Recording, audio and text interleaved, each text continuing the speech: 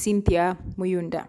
Okay, so this is a continuation of our topic, International Human Rights Instrument, okay, where we discussed various conventions that concentrated on particular individuals in society.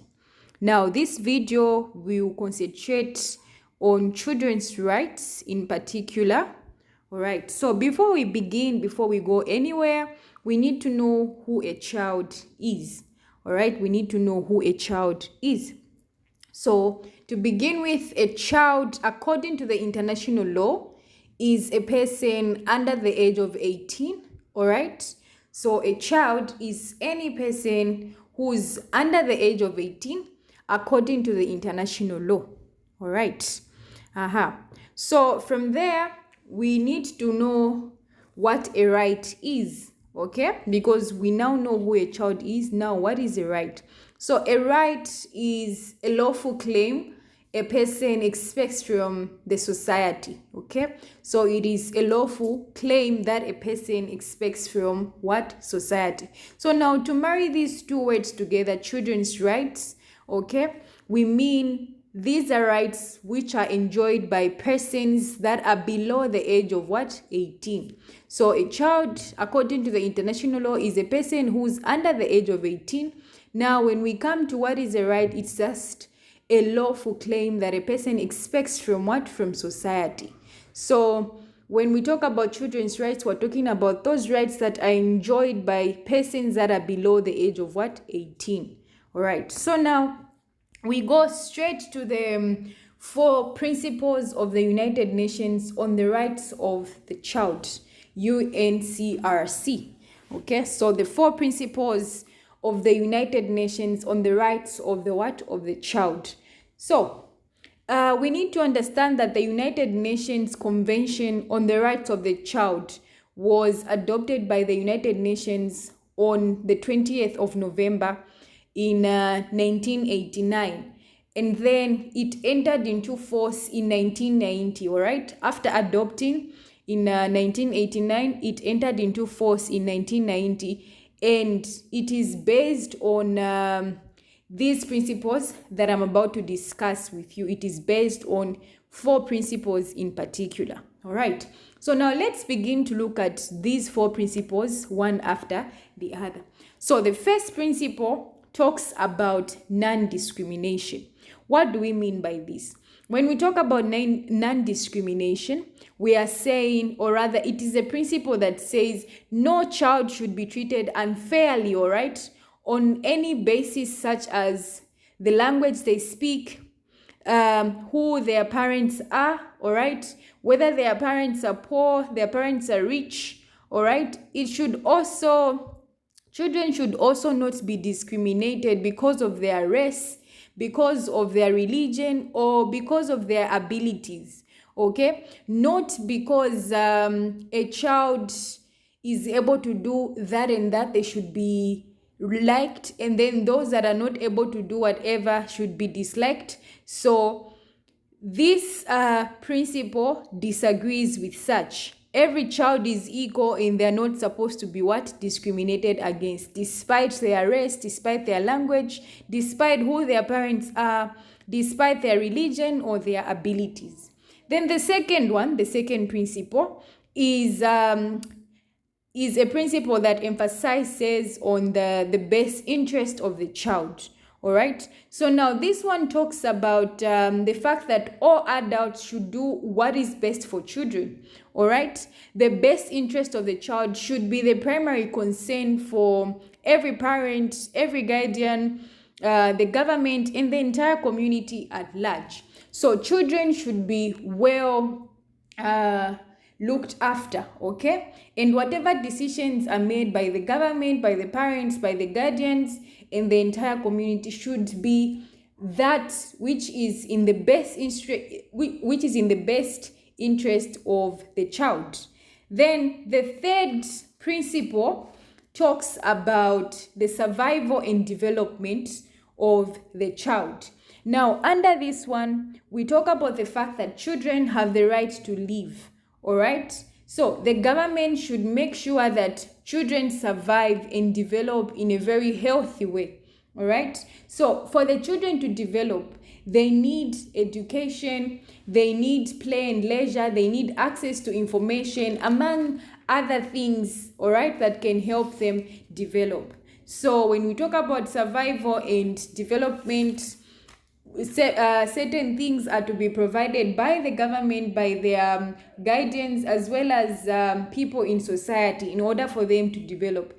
Every children needs education, and every child needs leisure and play, just for them to develop, just for them to enjoy their childhood and develop into young responsible adults.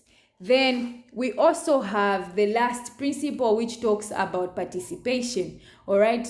Now, this one encourages adults to listen to the opinion of a child and also involve them in decision making.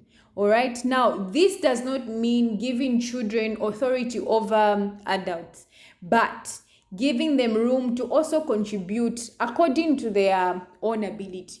Let's say a child is maybe 15 or 14 years old. We can talk about certain things where a child is supposed to be involved in decision making, such as choosing which school they want to go to. All right. You can also involve a child when it comes to such. They also need to participate when it comes to certain things, when it comes to the decisions that parents make on their behalf. All right. You also look at the age of that child. There are children that are unable to make certain decisions, and so you make them on their behalf.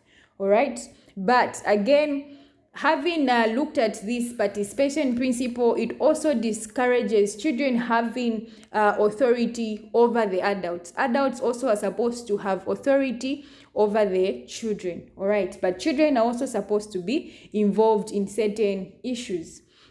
And then, so those are the 4 principles of the United Nations when it comes to rights of the child.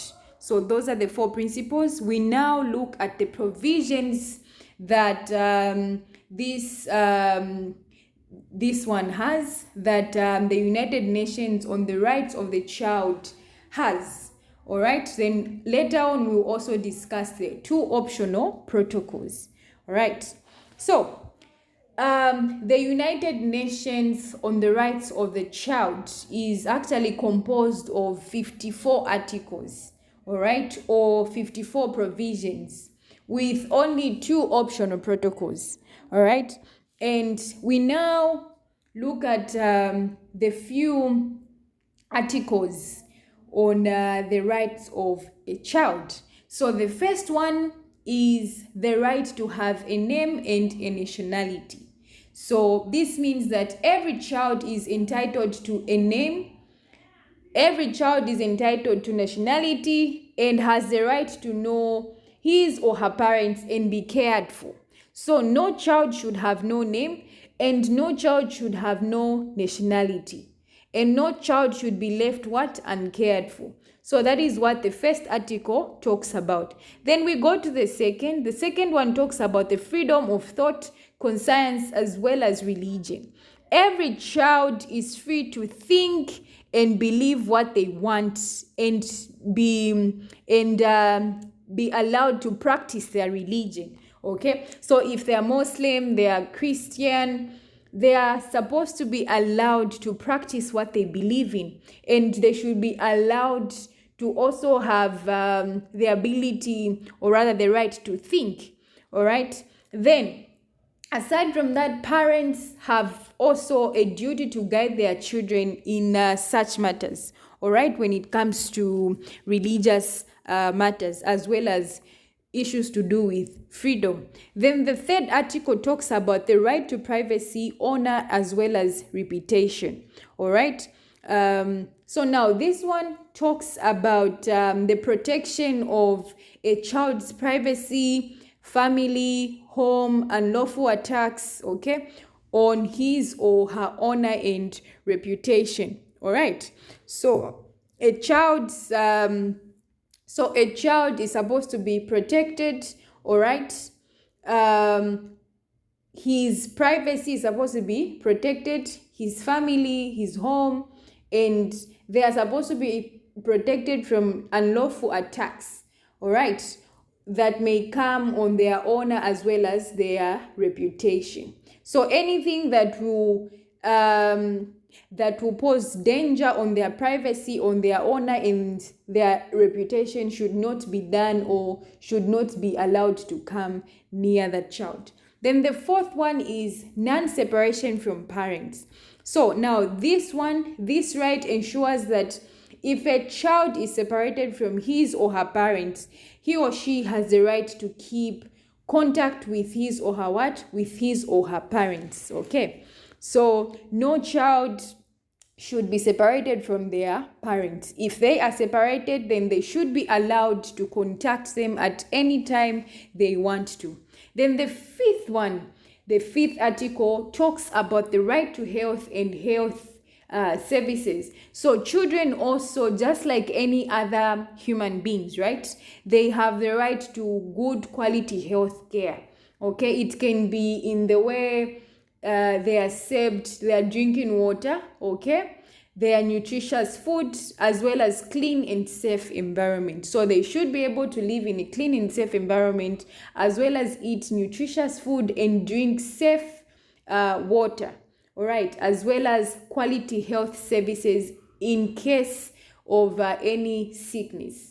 Then the other article, which is article number 6, talks about the right to education. So all children have the right to primary education, which should be free, all right? Then the school environment also should be conducive enough for learning, okay, in a free and friendly atmosphere. So a school environment should be able to welcome a child, make a child feel at home, make a child feel free to learn and develop. Then the 7th article talks about the right to place and recreation. So every child has the right to belong to an environment that recognizes the fact that the child has the right to rest and leisure, all right, as well as engage in play and recreational activities, okay, that are appropriate to the age of that child, and also allow that child to participate freely in cultural life as well as arts.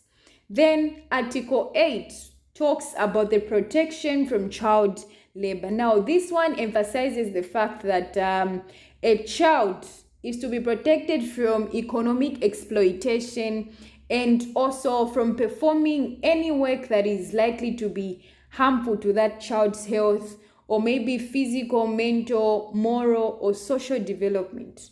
All right.